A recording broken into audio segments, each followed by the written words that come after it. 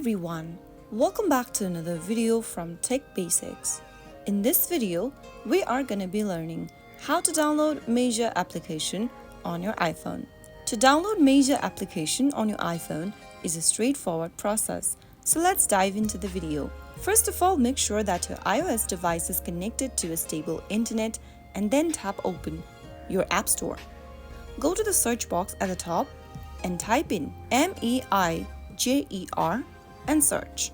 Look for the Meijer delivery and pickup application that looks like this and tap on the Get button to start downloading the app on your device.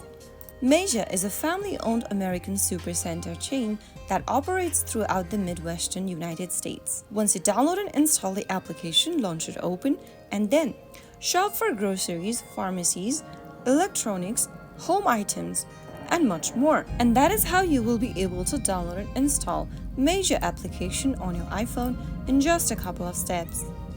If you found the video to be helpful, go ahead and give us a thumbs up. Don't forget to subscribe to the channel by hitting the subscribe button. Press the bell icon so that you'll never miss another upcoming upload from us. I will be back again in the next video. Thanks for watching.